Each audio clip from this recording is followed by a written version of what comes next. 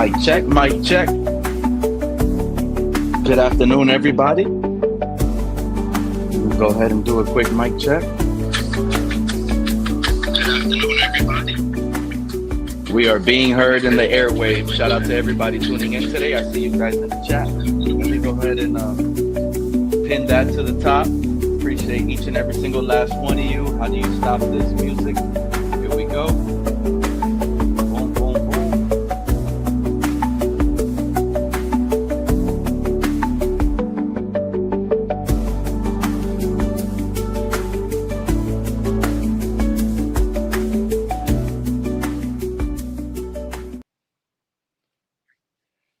Good afternoon, each and every single last one of you tuning in today on this magnificent Tuesday. And as you guys can see from the title, the Indianapolis Colts are going to be starting Daniel Jones week 1 versus the Miami Dolphins. We got Matthew Judon to sign that contract and sign with the Dolphins on a 1-year deal. We got a lot of concerns coming off of injuries, with Achane being the latest big-time injury in Miami. Something big is going on. Plus the latest news, NFL rumors, reports came on right before I jumped on stream. They were talking about Asante Samuels Jr. coming to visit the Miami Dolphins, but then Barry Jackson commented on the guy's comment and said that he wasn't in the building. And I don't know what to believe right now, so that's a wait and see. Again, we already spoke about Asante Samuels over here. I've myself said, I'd rather roll with a healthy Cam Smith over an Asante Samuels who's in the building. We got Cap for life. Made it up here. Thank you. How you doing? Welcome in. And how's everything going with you? Oh, Pete, good afternoon. Good afternoon, everyone. Yes, I need to know what's going on right now. Talk to me. Right now, I'm not going to lie to you. Shout out to Jermaine, first one in the building, first one to chat. He says, you get pressure on Daniel Jones, and he's going to turn the ball over. He thinks that's an easy win for us. And I'm over here where Jankety Jim is at. This is my mindset. So there's going to be two eyes to this whole sequence of the quarterback situation that the coach just did. But honestly, Daniel Jones, I said it like a month ago, if the Colts start Anthony Richardson, we still might lose because he's a weapon on his own. But if they start Daniel Jones, we're definitely not winning that. Like they had injuries at quarterback last year. Their offensive line took injuries. Don't fall for the stats that, the Colts they have a bad offensive line and everything they're coming out. I mean, this offensive line, when healthy in Indianapolis, they could easily be considered a top 10 line. Easily. If our star quarterback, that's you, Cap. He says, if our star quarterback does not beat up a backup quarterback week 1, who happens to have the same agent as Tua when we got big bleeping problems. Talk to us, Cap. That's how you feel? That's how I feel, bro. If we're getting told right now, in less than 3 weeks, our 5th overall pick from 5 years ago needs to beat a backup quarterback because the 4th overall pick for the Colts got benched, then we're going to have a big freaking problem if our star quarterback cannot beat a backup in week 1. I'm just telling you that right now. The Colts did not do us any favors by starting Daniel Jones week 1, knowing the amount of pressure this fan base has in order to win.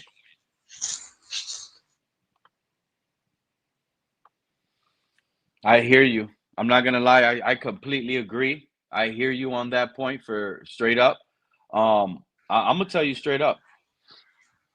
People that don't want to buy into it, shout out to Clemente in the chat. Appreciate you, my dude. We'll get right to it.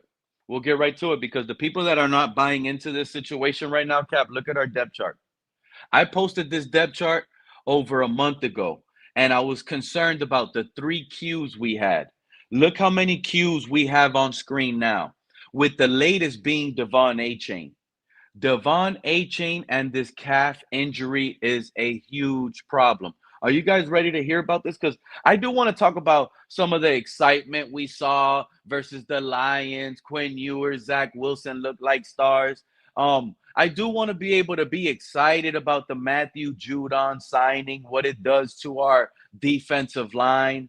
But to be quite honest, Cap, I can't seem to. I'm like low energy, bro. And a Red Bull is not going to give me wings. It's not going to work. I No, know it's what not I'm gonna do it. telling you. No, It's no, not not. one. No. It's not, bro. Because, bro, Devon Achane coming off with this calf injury. And I'm no doctor, so let me stop streaming that. Shout out to Tri State Nick pulling in. I'm Ollie not a Gordon doctor. season is upon us. You're saying that like it's a good thing, bro, but let's go ahead and let the doctor speak for himself. Let's let the doctor speak for himself. Shout out to Jesse Morse.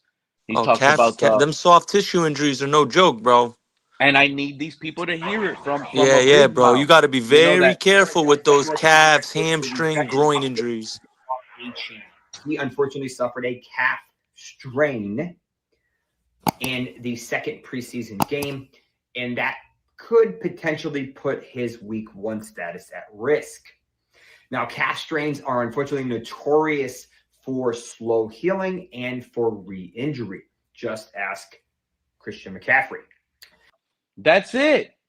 I don't even need to play this clip anymore. Yeah, Did bro. you guys hear that? I'll Bro, rewind it anybody, one any, more time. anyone who's ever been an athlete knows calf strains are He real. unfortunately suffered a calf strain in the second preseason game, and that could potentially put his week 1 status at risk. Now, calf strains are unfortunately notorious for slow healing and for re-injury. Just ask Christian McCaffrey. Shout out to Dr. Jesse Morse, man. And that's enough for me right there. The season is over with. The Bro, I season strained is my calf, over with Devon Achane. Pete, can I just, and obviously I know they have access to better Shout out to doctors. SGA Sports Talk channel pulling up. Go ahead. My bad, Tri State. Yeah, obviously Go. they have better access to, medical teams, this, that, and the third. I strained my calf as a junior in high school, bro. It messed up my whole year. My whole year. I couldn't do shit for 3 months, and then I went back out there, I played, and then I fucked it up again. My whole year was shot in for high school sports that year. Killed me. And that's exactly what I'm thinking about Devon Achane. As soon as I heard it was a calf, it's funny to me, but I didn't need Dr. Jesse Morse to remind me that that's what happened Yeah, to bro. Christian Calf strains McCaffrey. suck. When you play fantasy football, you know exactly what happens to Christian McCaffrey because he's on everybody's radar. So you keep up with that type of player's injury history. So it's not shocking. I just needed a lot of this fan base to wake up because I already saw on Twitter people on the community talking about, oh, no problems with Devon Achane. Let's just let him rest. Letting him rest is probably not going to do him any good either. He no Because he as soon as he he hits he the can't field, he's play. done. That's it. He He needs can't a play. real He can't. long. He He needs might at least not. two Yeah. months. Yeah. Exactly. That's exactly what I was gonna say. He's gonna you probably shouldn't see him till like week 6, week 6 to week 8 range. Well, you If know you're what? being cautious. No, if I'm being cautious, then I don't want to say I'm happy this is happening now, but you need to rely on somebody else to bail your ass out if you don't have A chain. And Cap, I love to see what the hell is going to happen now Hey if that Peter, happens. you. Ollie it's my first Gordon time on the. season. Sorry, he's Now, gonna Hey, make y'all hey, forget hey, about A hey, Chain. Don't worry about it. Tri-State and Cap. I want to give a huge shout out to SGS Sports Talk channel, Hey Pete, 49er fan. It's it's his my first first time time up on the here. stream. Thank you, dude. It's my first time coming in. I welcome, haven't come welcome. into your channel, man. Don't be weird. Just be cool. But welcome. He's a 49er fan. I'm glad he's putting it up there like that. And we have a lot of similarities between the Dolphins and 49ers. So go ahead, pop off. I So I appreciate wanted to you. say I'm a long time 49er fan. I love my team so much, man. But we're plagued with injuries right now. I mean, like that's what's heartbreaking about this team, that so many players are getting injured right now. True fan.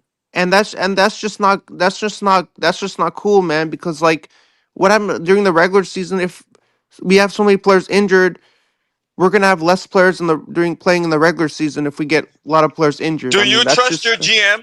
Do you trust your GM in San Francisco? I do. I do trust him. I know some people have You sound little like true fan, have don't you? unwavering thoughts about it because some people think that he isn't a good GM, but I don't have a problem with him. I think he's doing a good job with this organization. Do you remember the calf injury that Christian McCaffrey sustained that season? What, 2 years ago, right? I remember that, man. That calf injury sustained to CMC. That was sad, man. Because CMC's, I mean, CMC's like he's the soul and blood of this team. And when he got that injury, man, like it sucked the life out of me, man. Like I couldn't even believe what I was seeing. Hey yo. Mm-hmm. It literally sucked the life and blood out of me, man. Like I was just like pale in the face, man. Yeah, it's that devastating. And that's why I'm live right now trying to bring it up. This Devon Achane calf injury is just not, oh, a little windstorm. You could just go ahead. No, this is a hurricane. This is a hurricane. You needed to board up the windows. This is a huge, huge red flag right now. And you know what happened, Cap? This is the issue. And Tri State brought it up. We're both on agreement with this. This is a 2-month rest calf. You have to rest this for at least a minimum of 2 months. A minimum of 4 weeks, bro. Yeah, a minimum. This regime is gonna force him to Not play one. week 1. Yeah, football politics. Yup. No way. No way. No, bro, you they don't will. do They that. will. Listen Don't to Pete, do bro. that. They They're will going to force play it, him bro. week 1. No. Devon, then And if I'm week one- A-Chain, I'm not playing. Be like, I'm not, bro. Even if you I force mean, me if to I play, were- I'm not playing. I would want to use that card if push came to shove. But if they're trying Bro, to force him and a he's hurt, calf strain on Devon, bro, he's gonna no, be. I'm with you. I agree. Yeah, I mean, if they're that gonna would be force the. the narrative No, on I him, don't think. No, they're not. They're not. They're not. They're not. They're not. They're not gonna Hey, force him to Cap, play. they're not gonna force him to play. They better not. the 49ers Shame and on them Raiders. if they do. yeah. Coach Mike Well, there's a lot McDaniel of. pretty much alluded to that, Tri-State, that he'll pretty much get rest off and be ready for week 1. That's Hey, pretty Cap, much what Yeah, it sounded right. like. Yeah, they're Hey, Cap, desperate. the 49ers and Raiders Bro, are you sure preseason you're game not that true Finn happened? fan, bro? You sound like true Finn fan, bro. They're desperate right now. They're gonna play a 70 to 80% Devon Achane versus the Colts week 1 with a high risk of re-injury. That's the issue I'm having. I'm already upset that Devon Achane with this calf injury. Well, not Add even to the him, fact that Pete. he has I mean, an injury that has who- a high percentage of re-aggravating itself. This yeah. man might I be mean, one and done. He literally might be one and done. He plays versus the Colts. He re-aggravates it on a hard jump cut. They land on his legs. He might be out for the next 12, 14 weeks. Hey, Pete, Bro, the calf strains they're a beeline to your Achilles.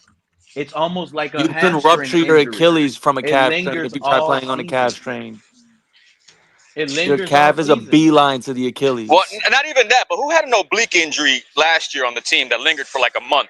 Was it Ramsey at one point? They had an oblique, or somebody had an oblique, and now Cheetah has an oblique.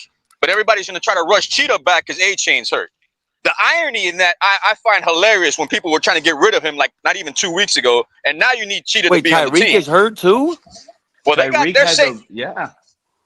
Look they're at him saying on your it's screen. oblique. If we start mentioning the amount of injuries, you got Siler, Cheetah, Waddle, A-Chain, the guy that went down yesterday, the corner. We got 3 corners that went down. Pretty much JP healing from the other time that he got, the bruised knee. I mean, if we want these guys to play next week, just be prepared for something to happen because we already got all these guys on the PUP. No, I mean, luckily, if anything, y'all got.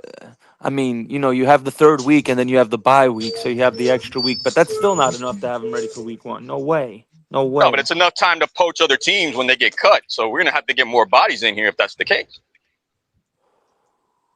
I think you guys would be good with Ali Gordon, Jalen Wright, and Madison.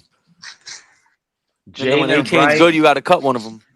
Alexander's Jalen out for Wright- the year, bro. I'm telling y'all right now, y'all should start Ali Gordon if A-Chain's out. Give him the bulk of the carries. Yeah, but if he gets hurt, then what? Nah, he good. That guy's a All right. tank. All right. He's a fucking tank, bro. The Dolphins should be able to beat the Colts without Devon Achane week 1 either. Either way. I They got agree. Daniel Jones. They got Daniel Like- Jones bum ass starting. Yeah, but he does make their offense a little bit more concerning. Let's not Yeah, act like okay. Daniel Jones doesn't No, make they're scarier with They're Anthony offensive. Bro, More Richardson. season's over if concerning than A-Chain's Anthony out. I'm Richardson. just going to tell you guys Shout out that to right Bryson. now. Thank you, Bryson. He's I'm too so happy big you of came our with the offense right to lose energy. him. But hey, Thank you. He is our CMC. He is our Christian McCaffrey. Bro, we gave him the what we're ball. We almost losing. give him the ball too much, dude, to be honest, because it's scary for if he does go down. That's what I'm he had what? saying. He had how many carries last year? 203 or something like Yeah, that. but Plus I don't 60 want to hear catches. it That's though. not that I much. don't want to That hear ain't it though, Bro, bro. McCaffrey level. You That wanted ain't a McCaffrey contingency level. plan, bro. He didn't even have 300 touches last You year. You wanted a got guys who He had get contingency 300 plan. 88 catches. carries. He had 88 receptions last year.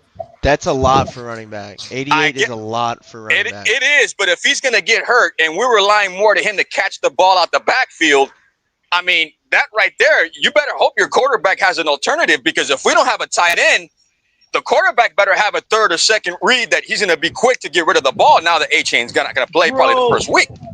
If we don't have Achane healthy early on in the season, we don't even have a receiving running back no more.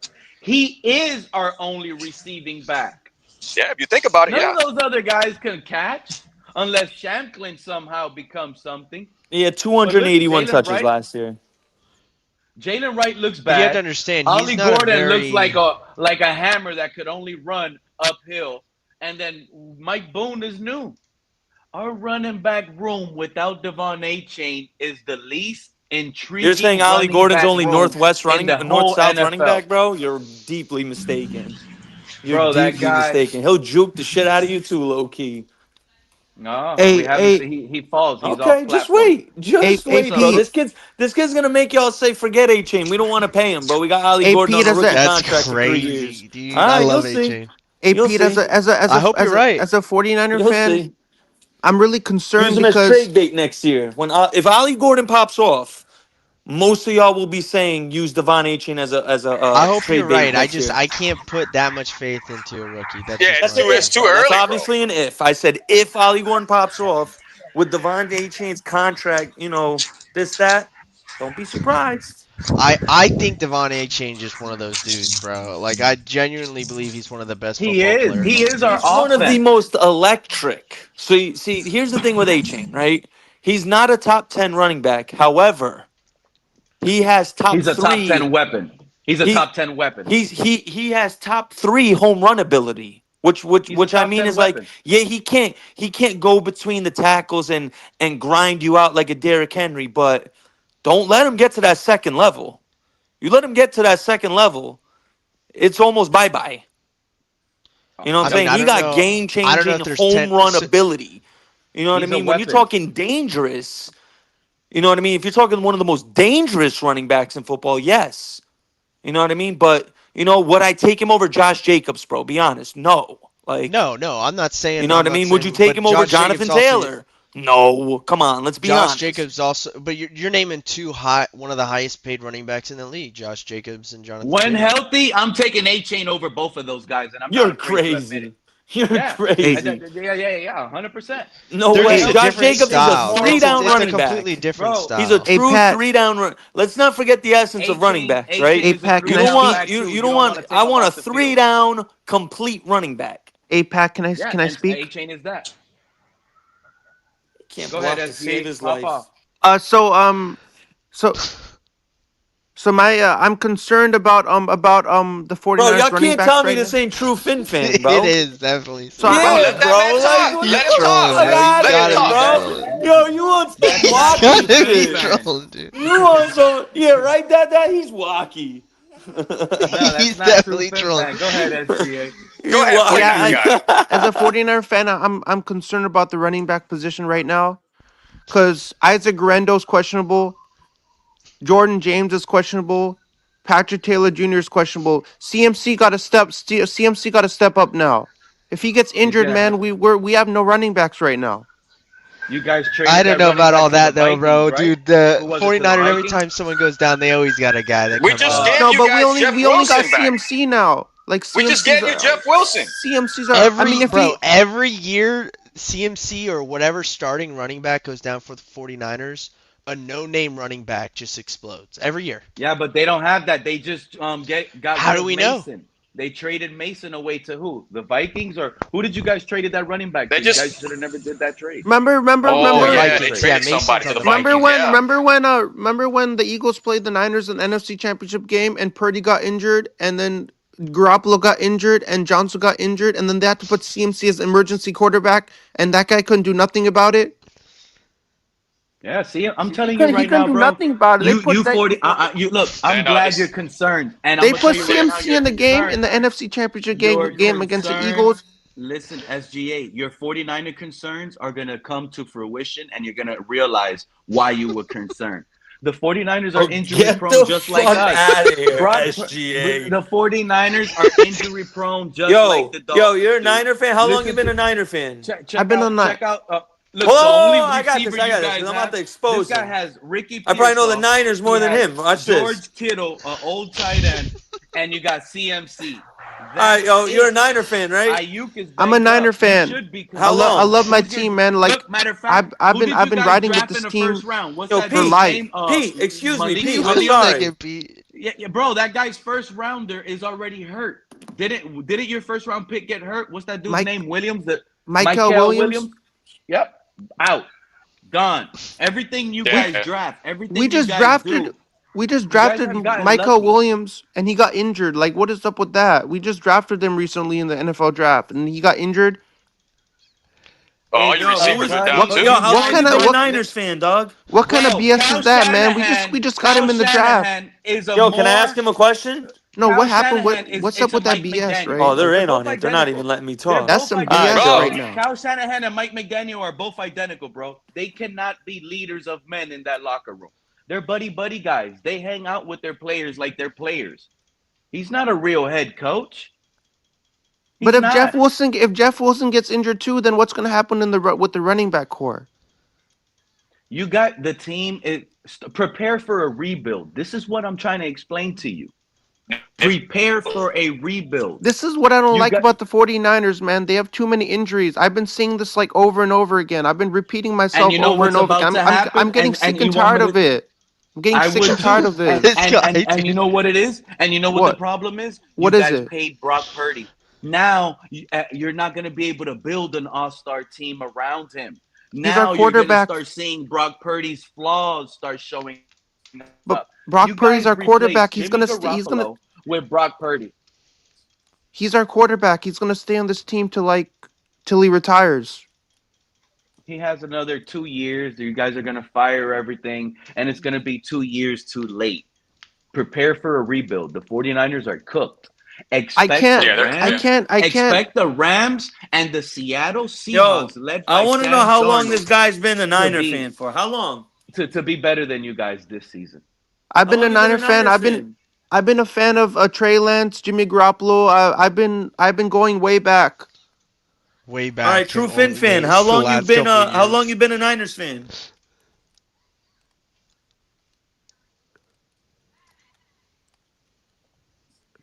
He don't. That's not true, Fin fan. It definitely Shout out is. Canna Pudding. Dude, Yeah, how that's long you been a not- Niners Stop. fan, dog? What up? What up? You're getting a guy that's not the guy. Hey, He's a Niners fan, when bro. somebody says the Niners are cooked, I can't stand to hear that. You know, it's my team, and anybody says that they're Yeah, cooked. I have to but accept you the guys won fact that. divisions. You guys won division after division, Super Bowls. You got pretty No. much hardware. You don't need. But I can't all the stand time. it when somebody else How says my long you team is been a cooked Niners fan, because man? I've been a Niners I'm- fan for a while. For a while Like- now, maybe a Like how couple of long you years, think? maybe 4 or Couple 5 years. years, maybe a couple of years, Okay. maybe. Well, Gotcha. look, man, that's just the way I see it. I could But be I wrong. but like I when somebody understand says your that, pain and frustration. but when us I'm Dolphin fans going frustrated through it right too. now, but when somebody says my team is cooked, I'm like I can't stand to hear that because I know that's how my Look. team. When my team is not in that position, I have to accept it because I can't. I have to accept the fact that my team You is want not. me to? You want me so to tell you injured. what's going to happen? You want me to tell you what's going to happen next Can you season? tell me the I can tell you reality? What's gonna I can tell happen? you the real. Yes, 1,000%. The reality is next season you guys are going to be drafting in the top 12. You guys are going to be a little too high and pass up on a quarterback that you should have drafted, but you're going to pick up another nice first rounder, right? And then the hope is going to be we're getting Michael Williams back. We got this new first rounder. We picked up this receiver in free agency. You guys are going to continue selling this. But Kyle Shanahan, he is no head coach. He's not going to ever win you guys a Super Bowl. Everybody, He's not.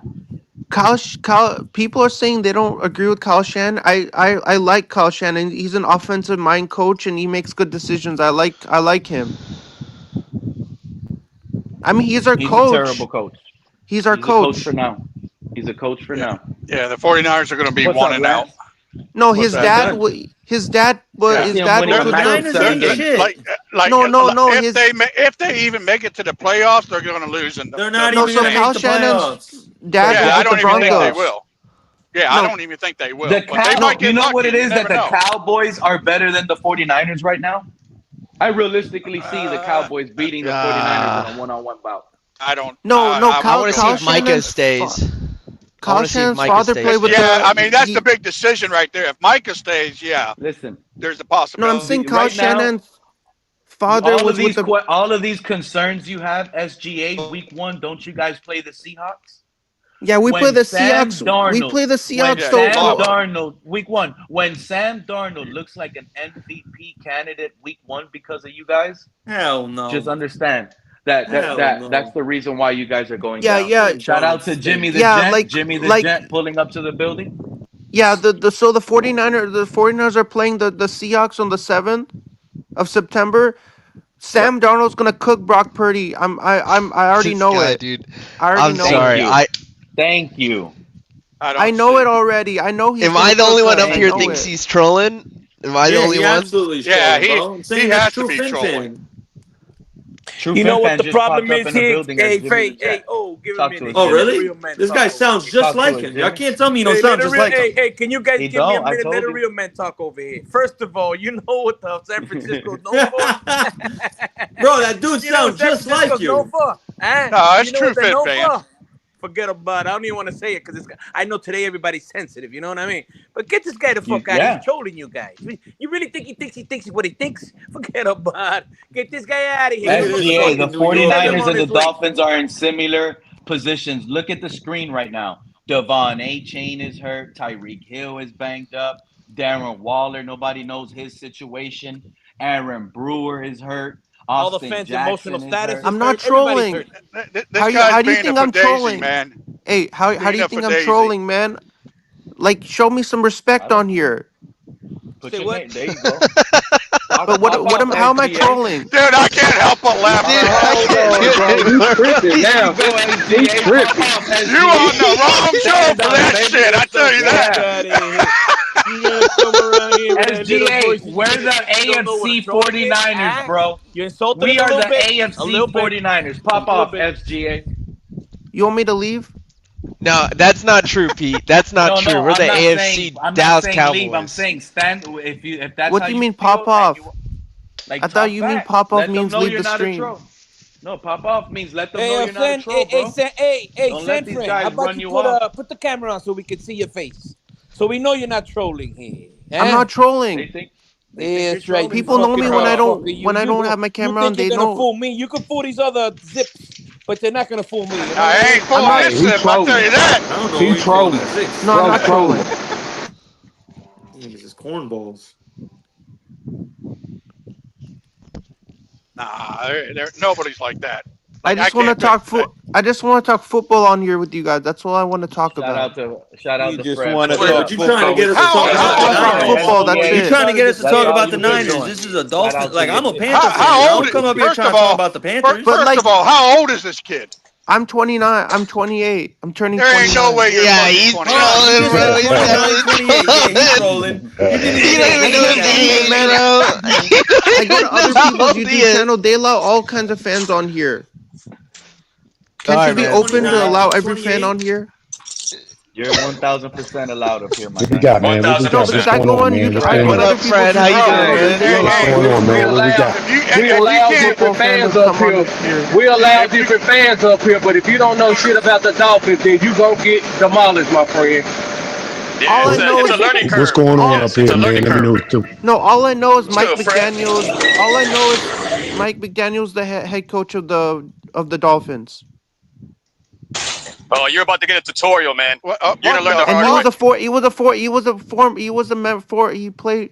He But coached. this is a Oh, different. This is a sit back different and one, learn, bro. young This blood. isn't true Fin fan. I got Oh my my people mixed God. up. I got my people mixed Sit- up. It's not true. It's a different. It's someone else's Sit, name. Who are you talking sit back about? and learn, Who's young that man. fucking guy? The True Fin fan? the That guy's an Niners, the asshole. fake Niners, Don't the mention that Niners guy's name troll. in my He's presence. someone else. True Fin No, fan. You're no, about I'm to not get- He's somebody not else. true Fin fan. He's someone True else. Everybody Fin knows. fan. True Fin Fin is what you fan. call Hey, a what Everybody part of New knows York? me. everywhere. What part of But New York you he's a from? stinky. No, everybody knows me.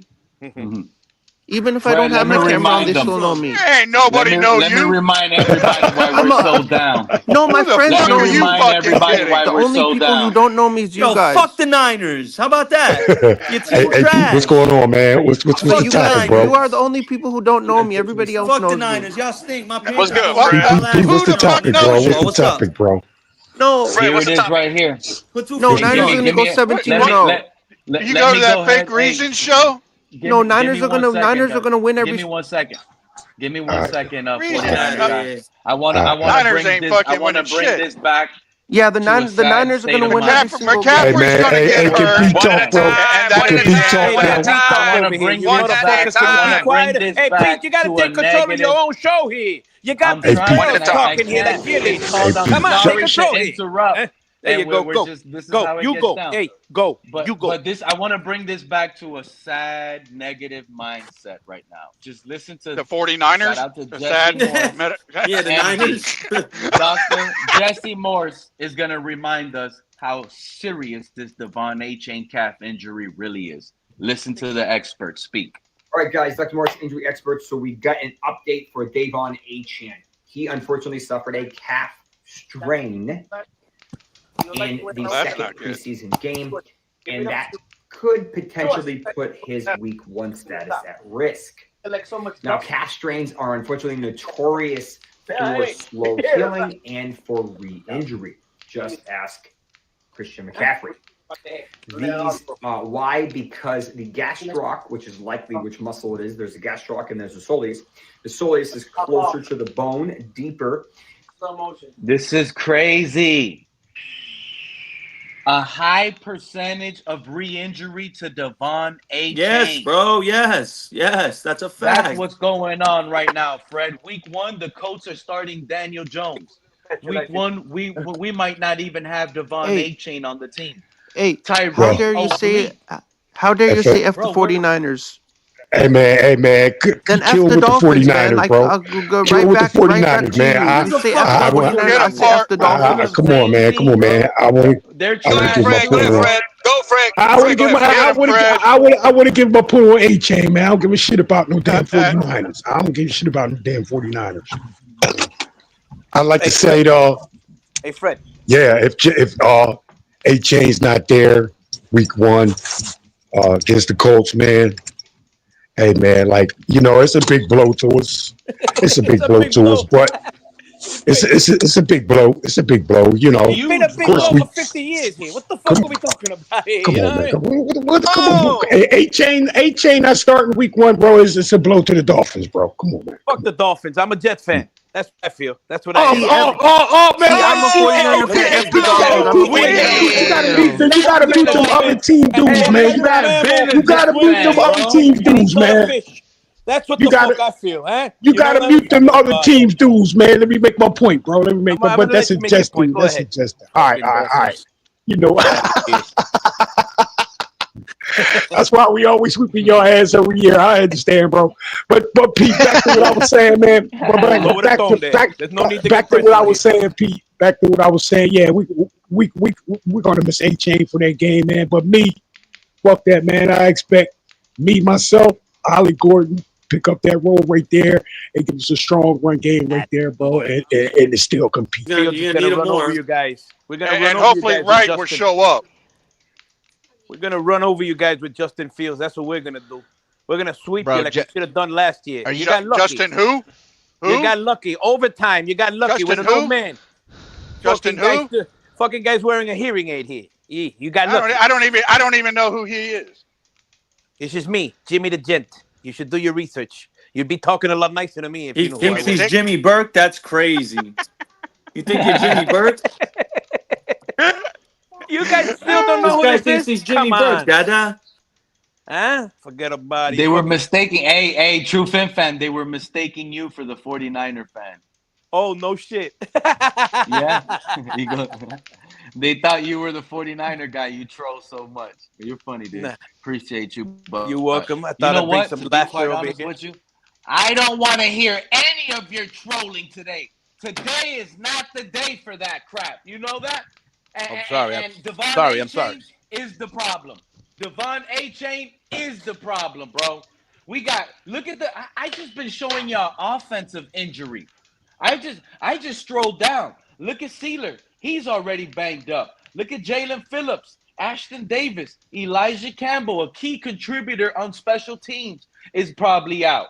Ethan Bonner, hamstring. He's cooked. That's another soft tender injury. Everyone expects our right tackle, Austin Jackson, to just come out and be ready week 1. Oh, bro. That ankle, that foot injury, he's still going to be playing in pain. This guy's not 100%. Hey, Pete, can I chime in Brewer here? is banged up. Like Tyreek Hill's oblique. You punch that guy in the gut one time on a hard tackle. I'd like to give an opinion as to what is going on here. You know what's going on here? You punch him hard enough in the gut. We're not practicing hard enough. Blood. Hey, Pete, we're not practicing hard enough. We're not, and all these injuries. You don't think players punch it? You don't think these safeties punch you in the gut when they try to? Hey Pete, those are punches they throw. Hey Pete, I'm looking for this right here, bro. I'm looking for somebody to step on Justin Fields' toe and send him the fuck out the game. That's what I'm looking for. Now you're getting personal here. Step on that toe and get him out. There you go. That's what happens when our whole team is injured. Well, you know what? My Jets, bro, at it's least not even week 1. Look at our injury list. All they got to do is and that ain't no flag, bro. And that ain't no flag. That ain't no flag, bro. That ain't no. Everybody's foot gets stepped on, bro. Everybody, bro. You step on Justin Fields' toe, bro. And that's what we need. That's what we should be doing. We're gonna beat you. Hey, Fred, we're gonna beat your ass 28-7 both games. Tua tackle right now. Yeah, that's crazy. Tua tackle whatever. I don't think Justin Fields the guy. He's the guy. Y'all talking about the Jets, bro. Super Daniel Bowl. Jones just got called the starter for the Colts. We're not even beating the Colts week 1 in their home. We're not. What? We're not beating the Colts. Huh? Devon A. Oh, Chris, what's up? Matthew Judon. Yeah. You really don't think so? No, bro. This whole Matthew Judon signing has me concerned. What about that? It shouldn't have you concerned. Matthew Judon. What about this Matthew Judon do you guys like? 33-year-old guy. I think they're just scared of signing. injuries late It's not season. what I like. Signing, bro. It's not what by you the end gotta of the like. season, for the last 2 or 3 years, we've been short on edge rushers. So I just think that's what they're concerned about. Exactly. It's not about whether you like him, whether he's still good or not. The fact of the matter is, they're stacking up on this guy and more and. I like the signing. Nah, man. I don't like it at all. You know what it is, Fred? Fred, you know why they signed this guy? I ain't even opened them yet. I'll tell you why they signed Matthew Judon. This is more of a Josh Allen. Like Newports. If you got less, this is more of a Josh Allen. I got 2 Newports. Okay, no, you're good. It's Fred. You got Newports over there. You're on a hot mic. Like you might want a water too, yo. Huh? Fred, you look like you might want a water or something, yo. Dolphins coke down there, yo. Daniel Jones will hand y'all the dub. Heads up. I'm sorry to tell you, that's not happening. And you guys are gonna remember, man. She ain't text me nothing, yo. He's on the panel. Daniel Jones on the turnaround. I had to mute Fred. He's out there with his people. I'm sorry. You guys are mean to children. Jankity, that guy is not no children. He's a grown man. SGA, how old are you that you said? They're beating you up in the chat too, bro. Don't let the chat guys fool you. AP, I'm 28. I'm turning 29 this month. Yeah. You're still too young, bro. You're still too young to understand the Dolphins, bro. You still got a way to go, bro. Still got a way to go, bro. He just needs to understand the 49ers. You ain't had it. And what you haven't been beaten up enough, bro. All I know about the Dolphins is that Mike McDaniel's your head coach. That's all I know about the Dolphins. I don't know anything else about this team. What? Well, just pay attention to what you complain about. You can't be giving any kind of observation or nothing, then, bro. Like, you know. Why come up on a Dolphins panel then? If you don't know anything. Bryson, are you tapping? You're playing like a game or something?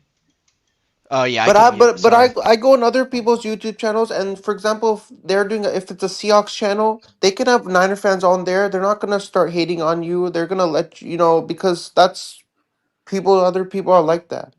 I mean, we Yeah, let yeah. we don't mind you I giving mean, your opinion, man. they're not gonna We say don't get mind. off the channel because you're a Nah, Niner fan nah, on we a won't do Seahawks that. channel, Nah, we something That's like won't do that. that. cool. Yo, yo, Nobody's yo, telling yo, you hold on, hold on, SGA. hold on, hold on, Nobody's hold telling on. you you're Yo, yo, not real allowed quick. up Nah, here. P, hold Yeah. on, P, hold on, P, hold on. Everyone, I got this.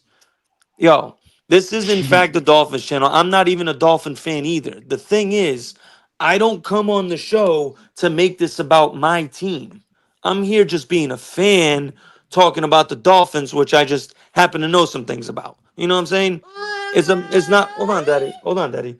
It's not about you coming on here talking about the Niners. Because if you try doing that, we just gonna say fuck the Niners. I want to know Yeah, how you man. feel about Daniel Jones starting week 1 against the Colts.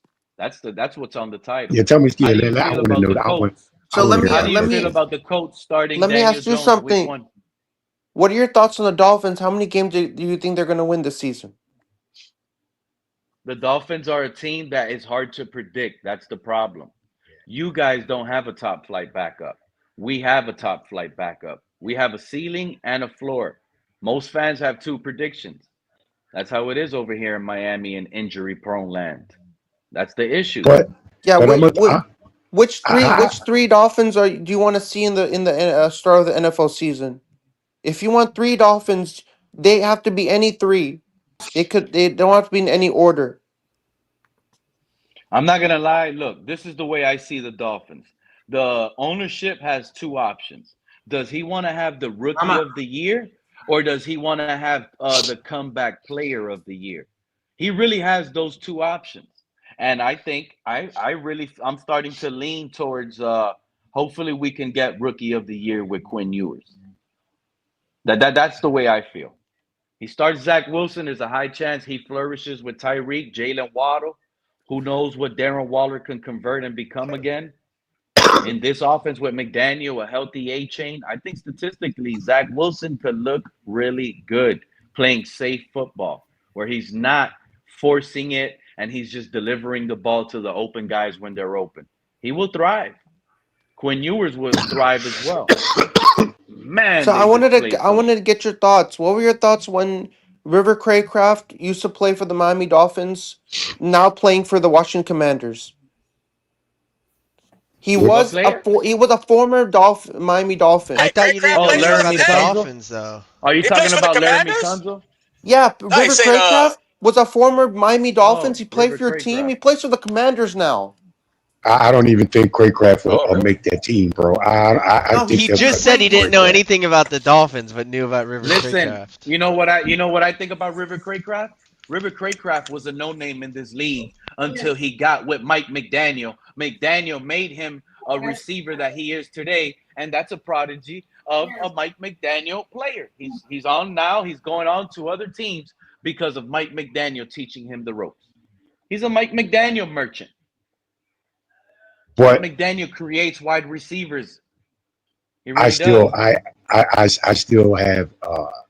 I like to say, I got some pushback on that with Craycraft. I mean, he had a few catches that we all like, but he didn't prove it. He didn't really prove anything to me. He's a good number Couple. 4, Uh, Fred. okay, and He's he a and he good number definitely 4. He's a good number 6. he Somewhere definitely in that wasn't range. going to get any. He definitely wasn't going to get any playing time with Waddle, Tyreek there, and they would slip him in the slot once in a while, man. But he just didn't have any no chance of becoming a main guy or anything like that, bro. So, and the same thing with the Commanders. I don't think he'll have a chance to become a guy over there, bro. So he's drifting around, bro, and it is what it is. And what happened to players, bro, and it's unfortunate for Craycraft that he's just caught up in that kind of mix, bro. Simple as that. we gotta. One of the things that I was hearing yesterday a lot about the Judon signing and this and that. You guys, I've been on this show and on several shows telling everyone this is the first step of the next rebuild. What does that mean? Meaning you're not signing any big contracts. You're not restructuring any of the older big contracts. What you're doing now is you're getting prepared to get rid of the big contracts. In my estimation, and what I think is going on here is either we're going to get rid of Bradley Chubb sometime before the trade deadline. In comes Judon, or Chubb and Phillips, however you might want to see it.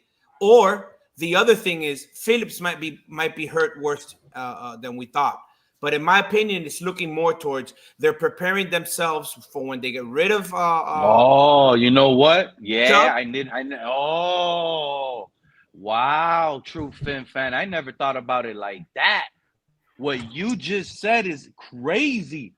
Hey, let We me probably have an injury to Sealer or Phillips. One of these guys They're hiding it, bro. that is more Hey. concerning than we know. Because think about it. Why go spend $5 million when you could have spent that same $5 million on Xavier Howard? I believe Xavier Howard just went to the team. That's another thing. Xavier Howard just signed with the Colts. Yeah. The Colts are starting Daniel Jones. Xavier Howard is over there giving them the blueprint.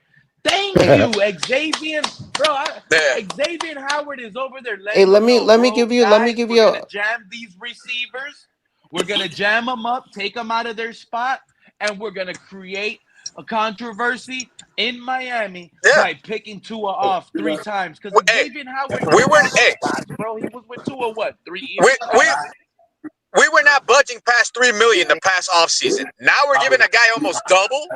That doesn't make you guys scratch your head. Let me put that into perspective. Darren Waller's contract and Judon's let me explain contract. this to Cap. We could have kept Jonnu Smith, bro. We were going to sign Jonnu. You were talking about a Smith. multi-year deal for Jonnu Smith, right? That's what you're referring to. You got to understand. No. I'm referring to the contracts this past whole offseason was set on a plan of not going past $3 million, which I get it. But you just went past the $3 million for some reason right now. Why? Year. For 1 I know, but year. I know that, but why? Okay, something happened. Something happened. I just explained to you why. It's either they know that they're going to get rid of Chubb before the trade deadline, or that's what I'm trying to get at. I'm going to your point. That's what I'm trying to get at. If you didn't spend and you didn't go past $3 million off season, and you're doing it now, something's up. No, but you're not. You're not understanding. I understand what you're saying, but at the end of the day, they didn't go past $3 million. Now they're doing it. Either somebody's hurt or somebody's getting moved. That's why someone's majorly hurt. And I think you know who didn't they go past $3 million? Sealer probably got hurt in joint practice. Sealer is considered pretty much a foundational piece. So that we're gonna let slide. But I'm talking about everybody else.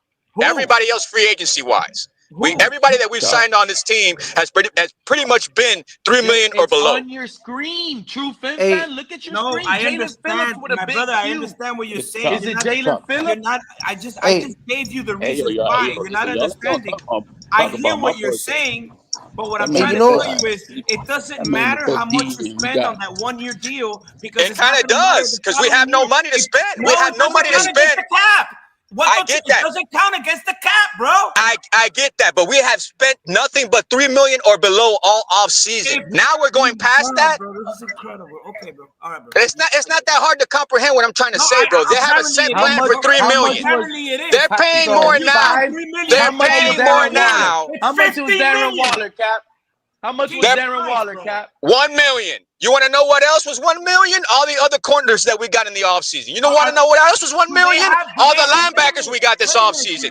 All the players we got this offseason was $2 million or below. That's what I'm trying to tell you.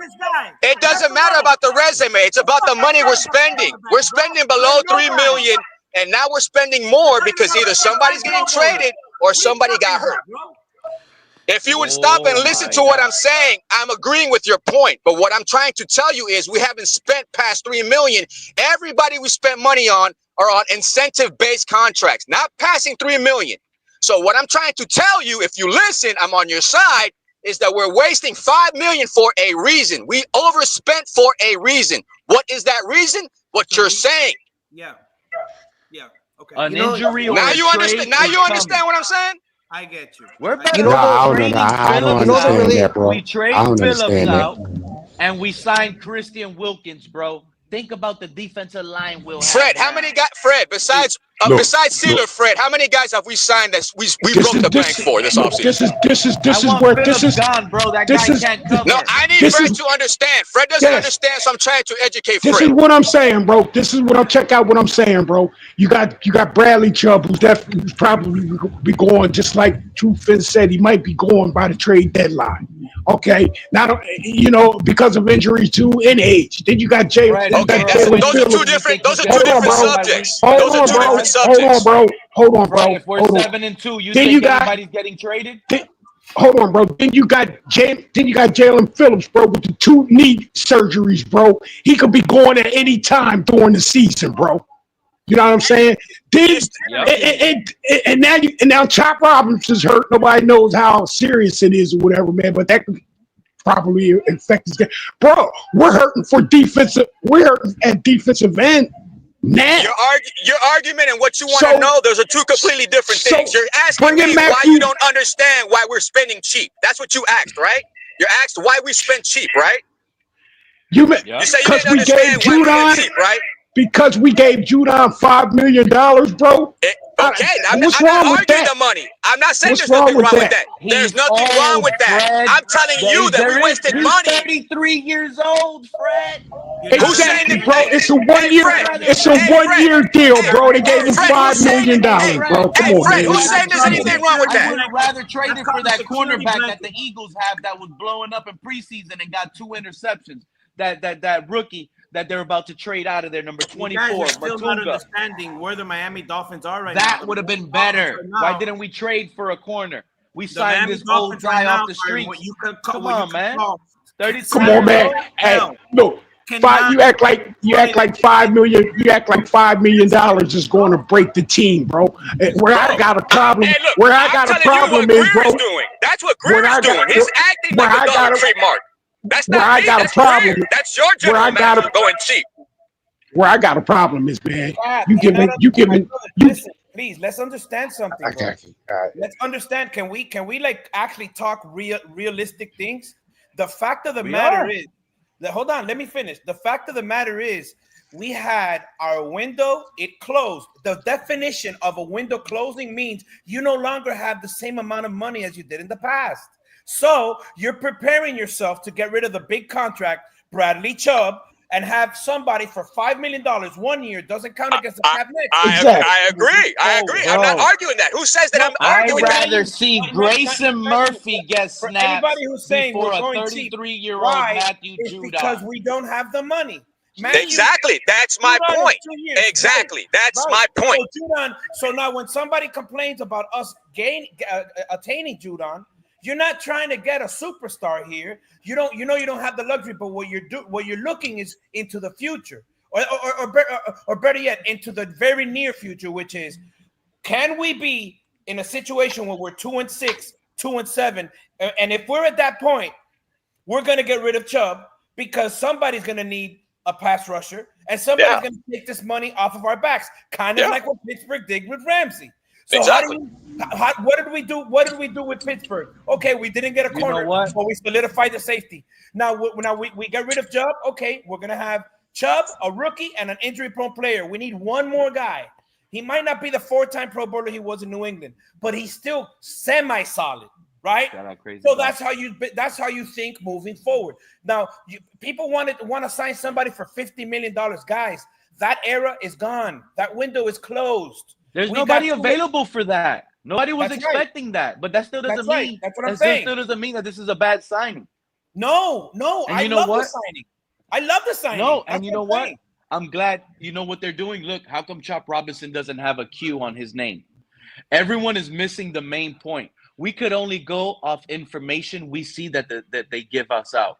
Matthew Judon is more of a problem to Chop Robinson than every other name you guys name, because he's on Chop Robinson depth chart.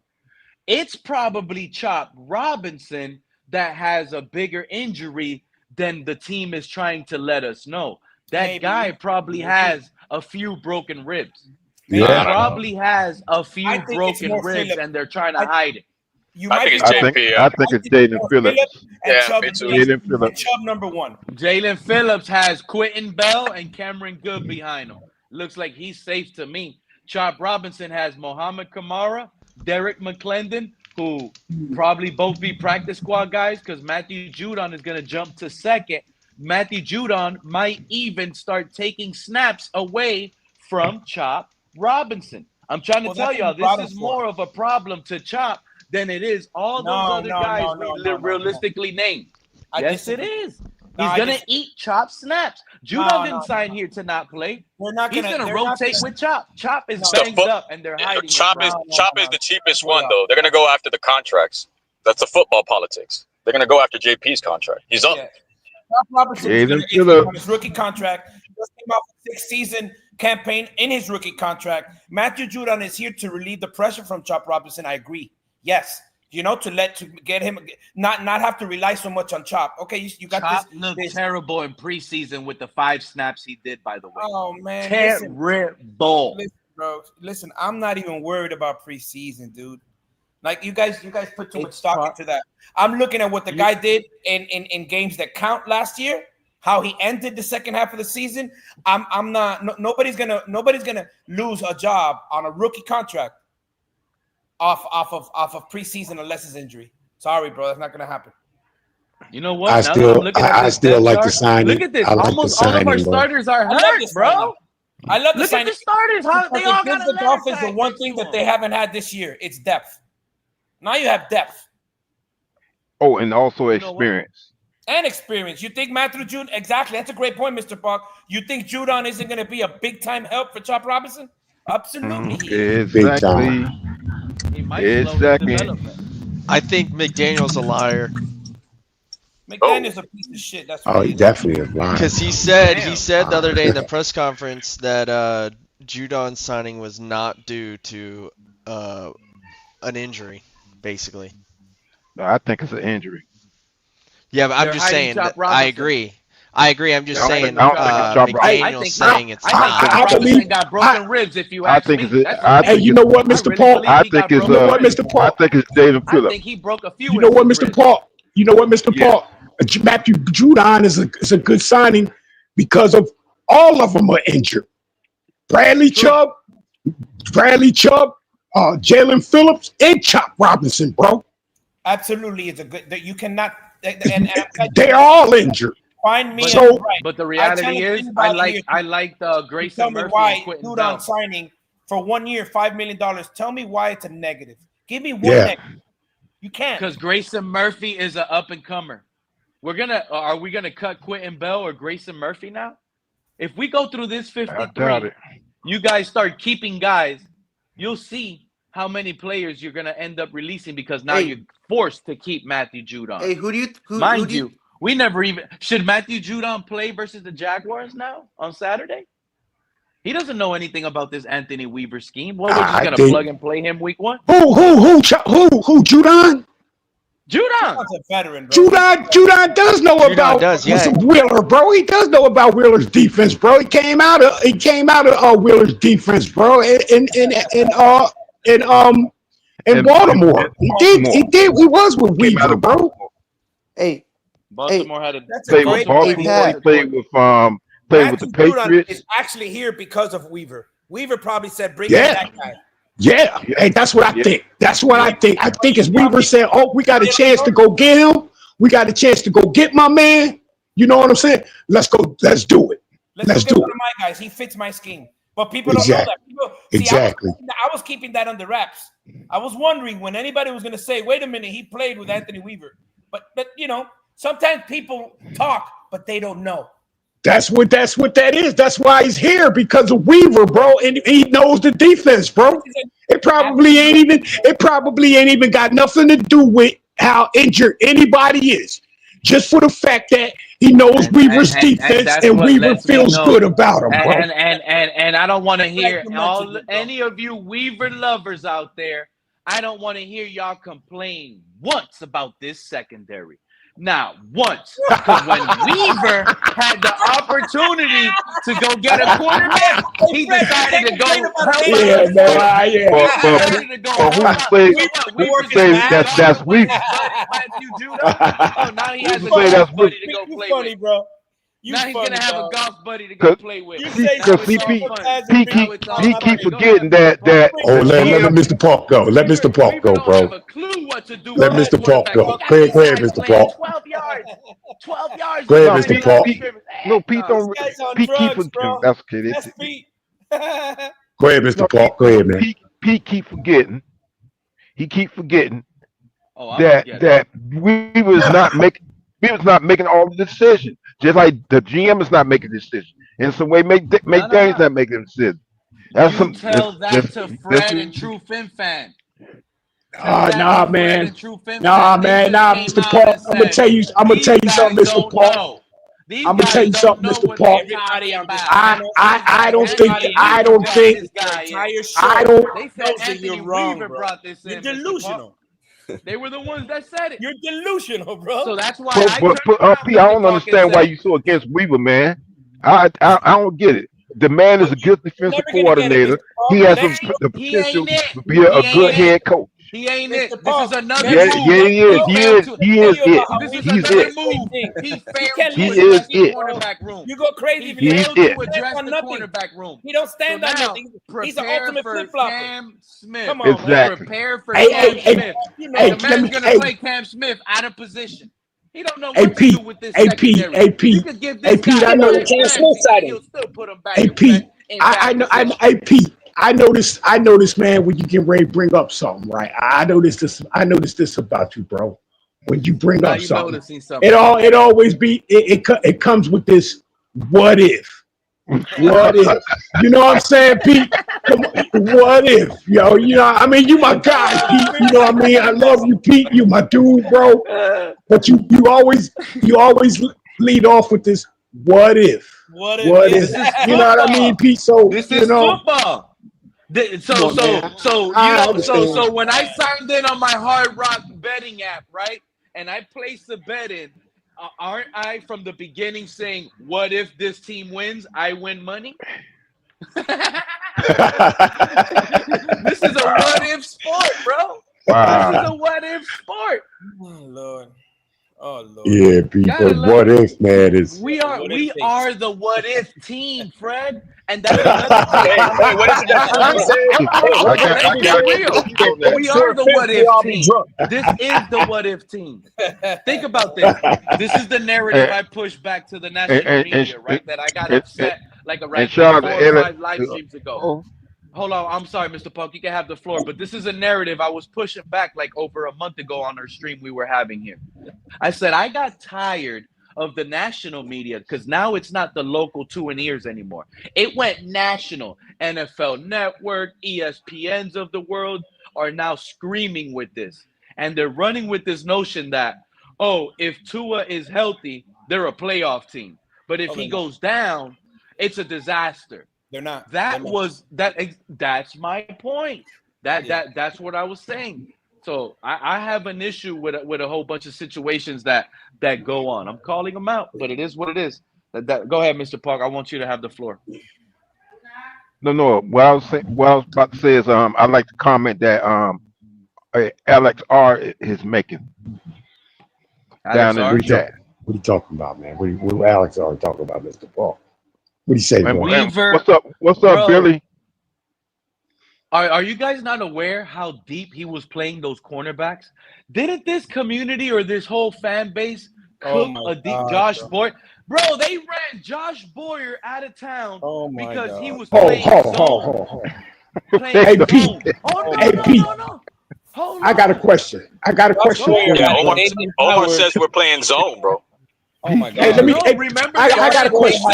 Josh Boyer isn't playing zone like Flores was. Hey, Pete. I mean, man, I mean, we better play zone with these Pete. quarterbacks. No, we gotta test these Hey, young Pete. guys. Hey, Pete. I You think these I quarterbacks got a can play, question. man? Hey, let Fred go. Let Fred go. I got a question for the panel, right? I got a question for the panel. Y'all tell me if this makes sense. Now we know, like preseason, we don't want to show a lot of stuff, right? Especially on offense. We don't want to show a lot of the plays and stuff on offense, right? Is it possible that we also don't want to show us doing things, bro, a lot of things on defense? Absolutely, Fred. Is that possible? Very good point. So when you say that we're playing 7 yards off wide receivers and stuff like that, maybe come on, man, maybe Weaver's just throwing a smoke screen out there, like that's what he's going to be doing. That's an absolute part of it. I've seen it for all my life. Thank you. Yeah, Oh, that's pretty, yo. It might be too small. Nah, it ain't. Look at my skinny wrist, Chris. Okay. A dog shit roster the Colts Oh, yeah. have. Oh, but y'all go ahead. Y'all go ahead. I just thought I wanted to leave y'all with that. So and so, you know, Weaver is a try hard. Weaver is I like that, Chris. Bro, Pete, why are you hating on Weaver though? What the fuck? He's probably the best coach on the staff. I'm asking the same question right now. He was trying hard. I don't like not, it man. I can tell you why, Pete. Bro, and we're gonna have to I ain't play. hearing that. Listen, we can't be playing press. We don't have the corners to play press. Another We can get I've never smoked. Did you taken guys this on. not see the Amon Ra? What has Weaver done, Mr. Paul? What has he My done? bad, Pete. How about this, Pete? How about this, Pete? If you are a good defensive coordinator, if you're a good defensive coordinator, you start building the trenches first. You start building the trenches Didn't even first. know how to blitz. Hey, Didn't even know how to blitz last Hey, year. Building I the can trenches tell you why. first. shit about had the number I'm thinking 4th rushing He's defense in the league. overhyped. Just so you know. Being overhyped. Show Well, me Pete, something. that's exactly I disagree with that, Pete. This is why people don't take you serious. Mr. Paul, Pete doesn't like him because Dolphins fans like him. Therefore, he's got to have some Yeah, hate like for you him. just. I get it, Joe, bro. that's a good Gotta point, take- Joe. Bro, they're talking about this man becoming Bro, our you- next in order head for coach. your I takes don't to want be nothing in respected, this building You to gotta be our talk next truth, head and coach. you don't, bro. They're not it. Tell you what, I like his Goodness, interviews Pete. a lot more than McDaniel's. Well, You know what's funny? I'll tell you another thing, Joe. I like the way Weaver carries himself on the sidelines better than McDaniel, because he don't be standing on the Nah, sidelines no way. around. 100%. That man be straight out serious. This is why I No believe way. if Mike we McDaniel don't be in his zone.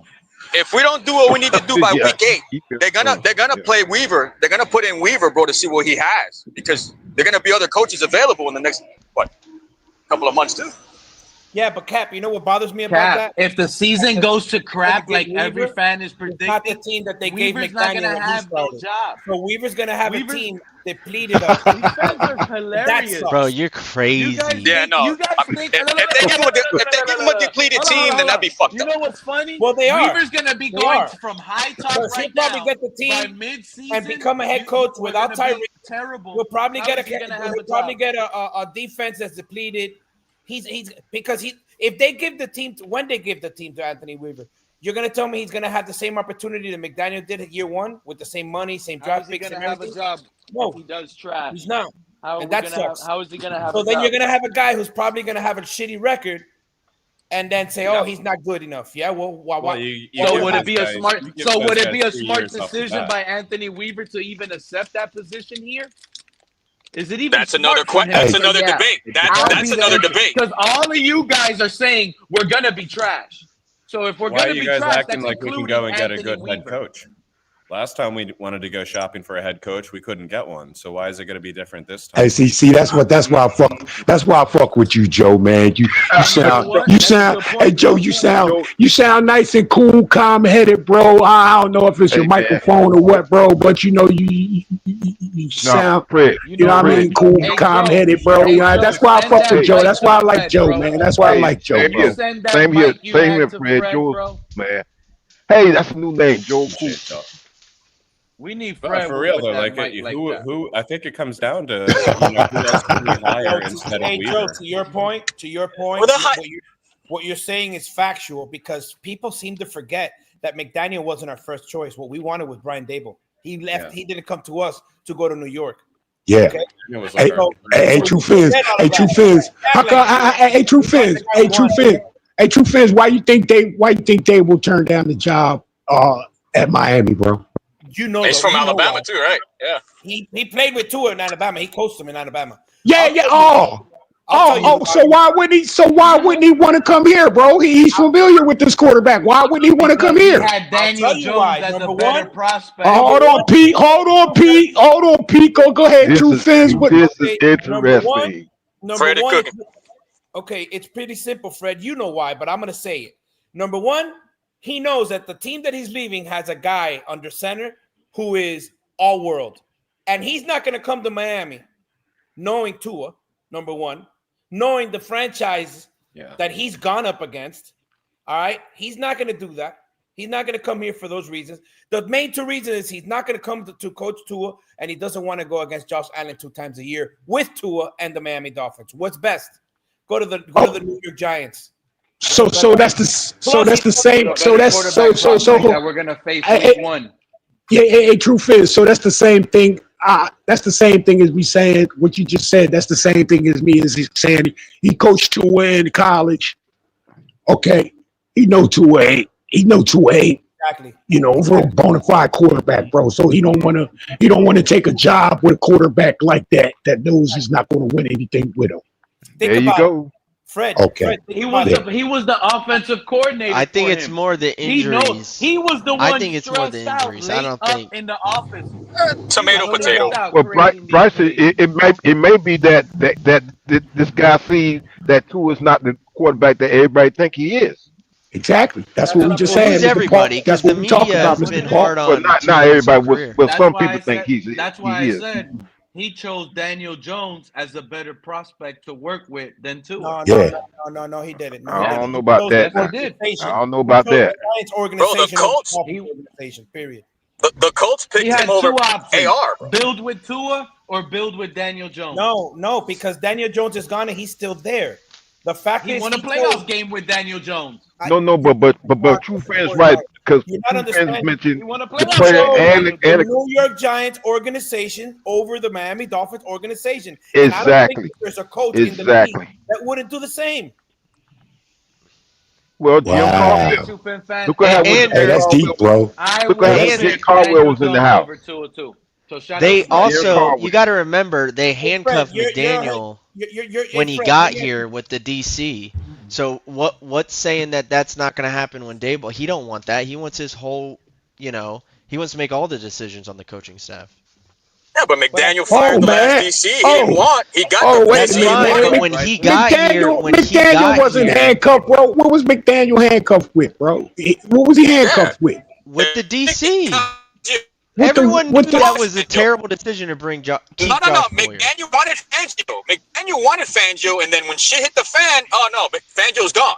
So he didn't get handcuffed whatsoever. He got the way he wanted. McDaniel got everything. McDaniel got everything that he asked for, bro, since he been here, bro. Where was he handcuffed? Yes, I'm just saying, like, when it comes to DC, it seems like when they brought in McDaniel, and I could be wrong, but just from my perspective, it seemed when they brought in McDaniel, they were very selective on, hey, we think this defense is good. That's not why they brought in McDaniel, bro. They brought in McDaniel, bro, because nobody wanted to come here, bro. I think there's a lot of issues with the top of the organization making all these decisions and not giving power to the head coach. And Brian Dable sees that. And I could go to the Miami Dolphins and have select decisions on what's going on. Sure, on the offense, McDaniel got whatever he wanted. But Brian Dable, when he looks at a head coaching job, I could go to the Giants and completely rebuild that organization, or try to win with Daniel Jones, or go to where I'm handcuffed with the quarterback, I'm handcuffed with the defensive coordinator. To me, that's just what seems to happen. Not only that, Bryce. Only that. Another thing that people haven't mentioned is Brian Dable is from that area. So he's basically going back home to a better situation. There was no way we could compete with that. No way.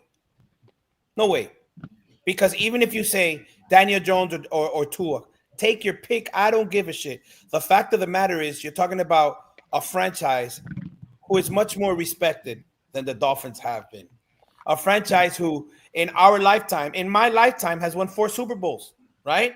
A franchise was probably, a decade? When was the last Super Bowl the Giants won? 2011? When they beat Brady, yeah. Right? Yeah. And before that was Eli Manning. And before that was 2007? I don't remember. I don't remember. I think it was the 08. It was 07, 08, yeah. Right. So you're talking about a team who, in the present era, has a whole lot more relevancy than the damn Dolphins have, who haven't won a playoff game in 25 years. And like you were just saying, Bryson, or whoever it was, the fact of the matter is you have instability in your ownership, in your general manager. You have instability in a quarterback. Remember, Brian Daboll got to see this guy 2 times a year. He got to coach him in college. Mm-hmm. All right. He knows. He knows. Even if forget the fact that let's take away the home team advantage that he has because he's from up there. Let's take away the relevancy of one organization over the other. I ask anybody on this panel right now, if you're the leading candidate for head coaching job in the NFL, you're the hot coach, coach to be. Who would you rather start with? The New York Giants franchise or the Miami Dolphins franchise? Bro, the fact that you're saying that the Giants are more relevant than us, I don't know how that makes me feel, bro. Like my stomach is turning right now, bro.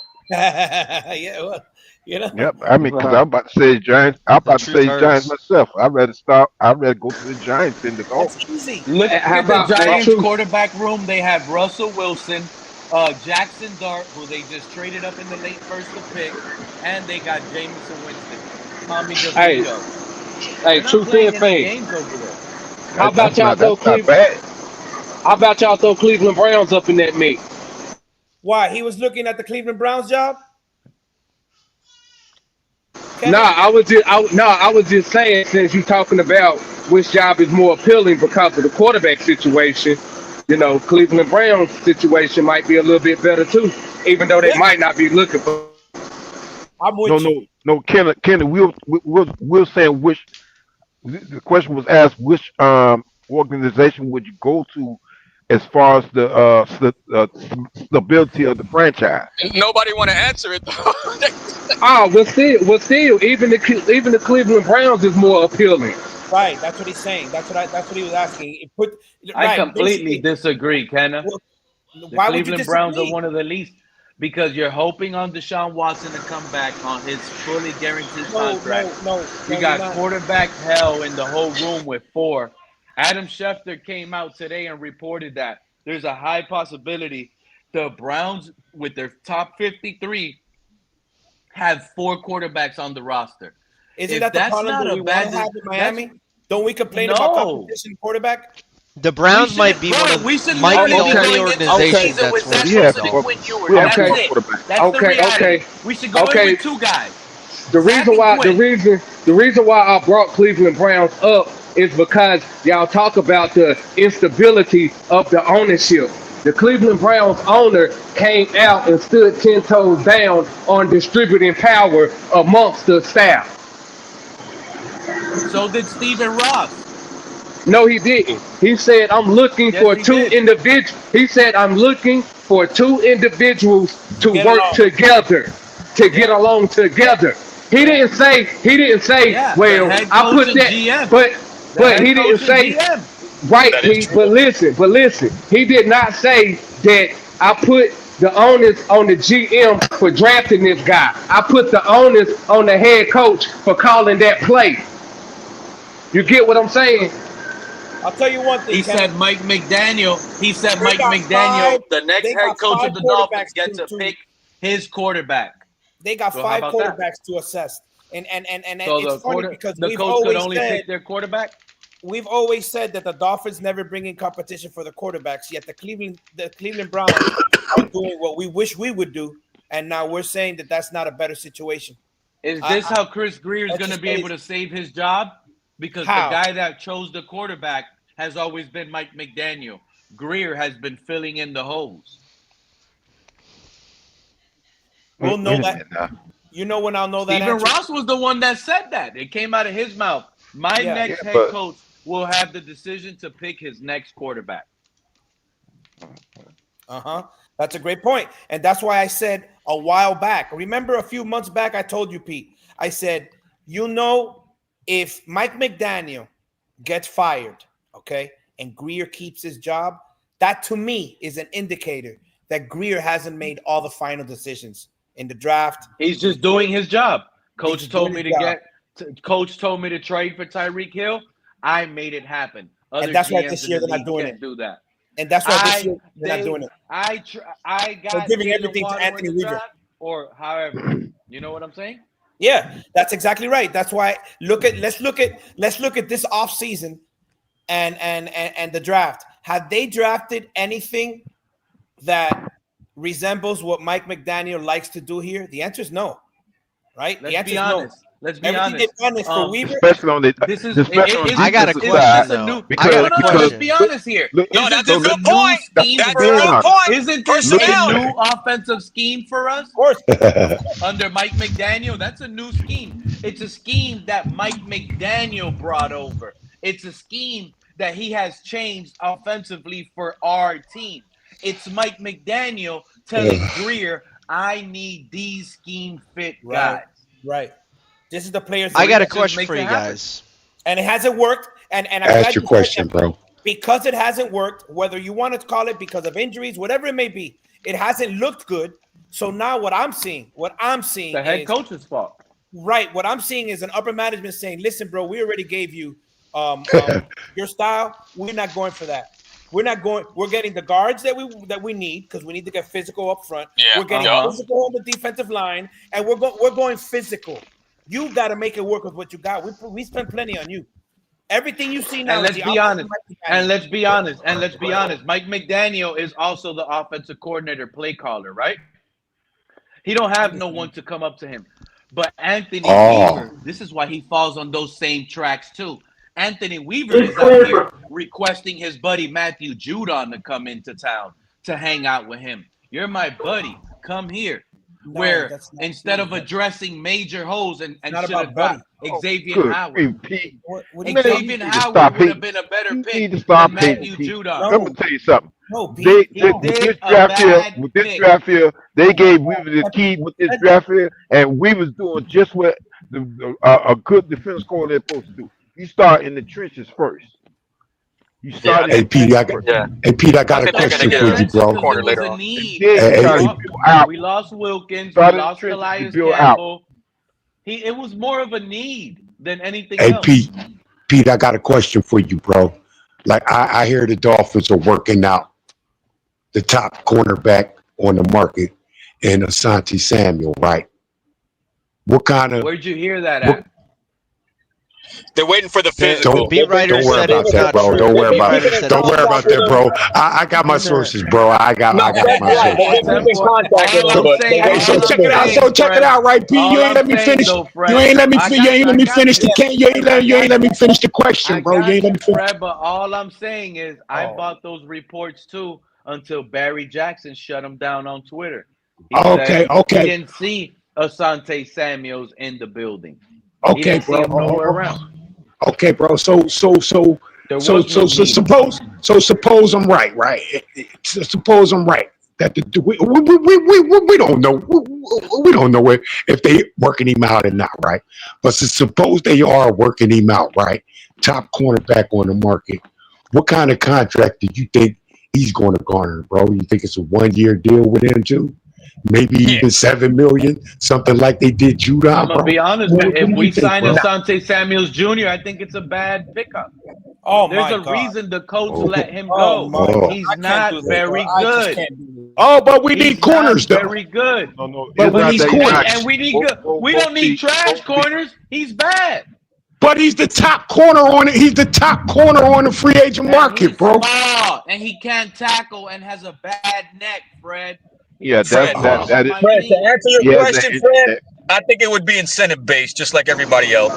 There's a reason he's on the market, guys. That's what I was about to say. On top of that, if he the top corner, how is he still on the market, man? That's what I mean, man. People say some dumb shit, yo. Y'all need to be calling him out. He has an injury to his neck, and they saying that he's also a little bit injury prone. That would be a bad Anthony Weaver. Does this mean Waller's practicing if it's closed off? What happened, Joe? Is Waller on the field today if it's closed off and not a joint practice? That's a good question. That's a good question. He's supposed to start this week, allegedly. And they said he wasn't going to start with a joint practice, so I think this is the day. Wait a minute. Was he on the sidelines with the last preseason game we just He was had? on the sidelines. Yeah. Not He's dressed. finally off the stationary bike. Now he actually put on cleats, Joe. That's all he did. Run on the field with cleats. What y'all expecting from Darren Waller? I don't This know, ain't but it. hey, Pete, It's a I wanted to wrap. bring some data to your conversation about Weaver taking over. I put a comment in the YouTube chat a moment ago.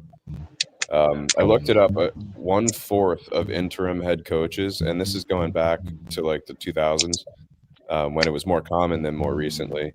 1/4 of them get the hire at the head the next year, to like after they were the interim as the head coach. And for coordinators, let's say the coach doesn't get fired midseason, or maybe there's another interim, but the coordinators on the team get the job like a third of the time. So even if Weaver's here, the odds are still against us. They're not zero, but the odds are against us for promoting this guy, whether he's interim or just stays coordinator the rest of the season, to be our head coach from a data perspective.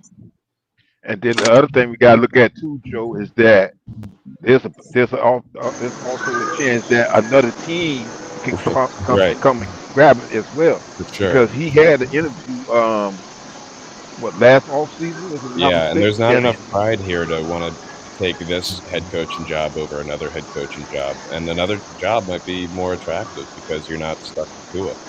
Yeah, because they even did Antonio Pierce wrong with that, because he had that Raiders, or he had them players up and playing for them, and then they think they just gonna fire him. Like the interns head coach, I ain't gonna say they don't work out, but they never get to stay. They don't get to stay where they was at. Thank you, Joe. But Kenny, you know what? I agree with you. That it kind of reminds me of Tony Dungy when he was at Tampa Bay. His last season at Tampa Bay, they got rid of him, and then look what happened with Tampa Bay when he went to what was that? What team did he go to? The Colts. Yeah, it ended up being the Gruden Bowl the next year. They all ended up in the Super Bowl. The guy. Yeah. He ended up going to the Colts. Yeah, like and I mean it's a shame because the ones that we talking about are black head coaches. That's crazy. You know what? I was thinking about that when you mentioned that. That's crazy. But Dungy inherited practically already playoff team, man. It ain't much he had to do you know there, what? bro. And you know what? Whoever brought the black head coaches point up, that's what I, in my opinion, believe Brian Flores is really fighting back on when it comes to this. No, you saw what happened. They opened it up. The NFL. They opened it up. Yeah. Flores got the case open, bro. Yeah. No, and that's what the case. Flores is The case got on. Getting the case black got NFL open. owners in bad positions to make them look bad, like they can't coach, and they always get fired 1 year in. Look what just happened to Gerard Mayo. They pretty much got the same coach and they knew they wanted Vrabel. They're the same guy. They played linebacker. They were always in that culture. What's the problem?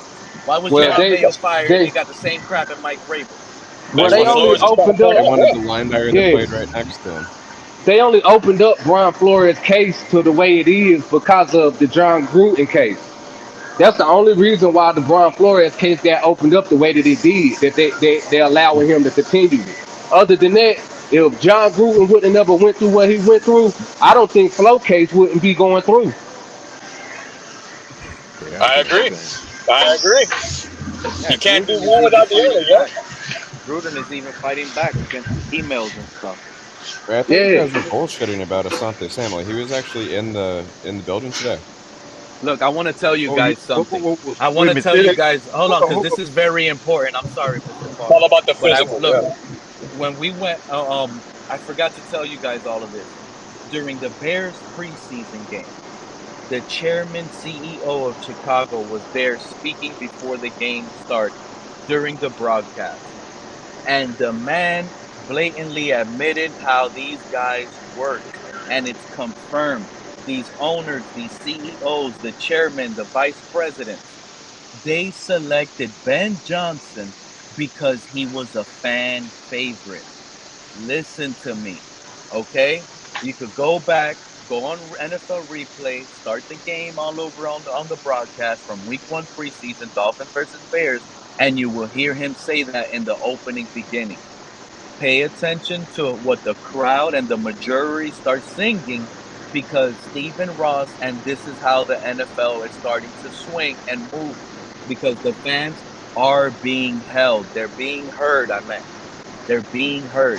And if it's a huge wave, everyone asking for Gruden, then they're going to get Gruden. According to what you saying, Pete, we fucked. Because this Dolphins fan base is so divided that they ain't going to know which way to go. Like, but it's about the mass majority. They've been going with the two and ears for years. We've been whispers to these guys' ears. Whispers. Well, been running I do know.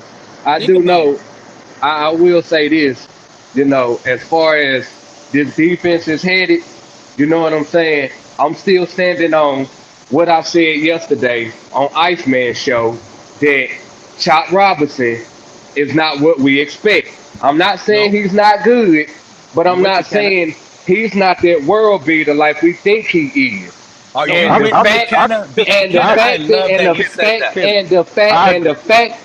the fact that we just signed Matthew Judon, to me, proves that even more.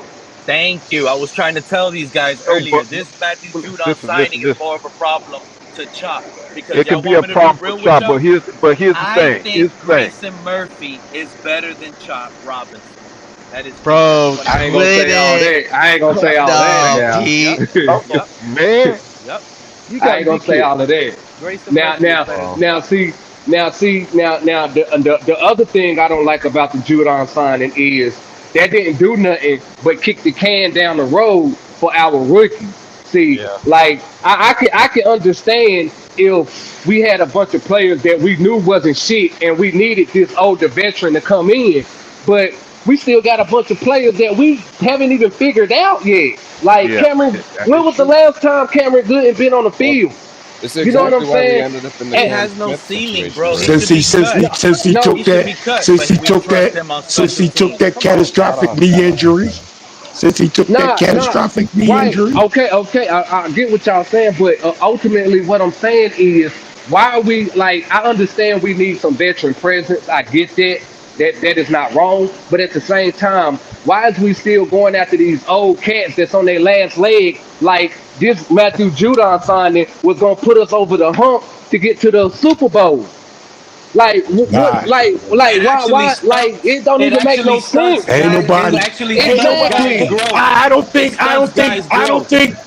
think nobody was saying that Judon would put. Happy about this. I don't think nobody saying Judon is going to put us over the hump to get to the Super Bowl. What I'm saying is a good signing, bro. Why get him then? Why not look at a rookie? Why not look at somebody younger? Because he's a good rotational depth piece, bro. Dang, man, you see, that's what I'm saying. Like, if this guy gets on the field, he's eating away at snaps that people like Chop need, and then we're going to be in a Cam Smith situation where Exactly. Thank you, Joe. That's what they don't seem to realize. It's a bigger problem to Chop. I ain't even gonna say it, y'all. I ain't gonna start today, y'all. I'm gonna keep my comments to myself, y'all. I ain't gonna start today. This is terrible, bro. Because I was on Iceman show with you, Ken. I know what you're saying. But no, I'm talking about getting there free. I'm talking about getting there free. I'm gonna keep my comments to myself. I don't care about who getting that Fred. Fred like the signing. He's a good rotational depth piece, bro. I don't care what nobody say about it. Simple as that. So just like he's only 30. I'm not gonna say 30. Only 32. He's 32 years old, bro. He's still playing. He's still playing football. Hey, and he knows how to hold the edge. If you ask me, bro, at 32 years old, bro. They say it about my starting quarterback all the time. It's not if, it's when Tua gets hurt. So you know what? I'm going to say it too. It's not if, it's when Jalen Phillips and Bradley Chubb get hurt. Yeah. And I'm going to say this too. We so high on Chop. When was the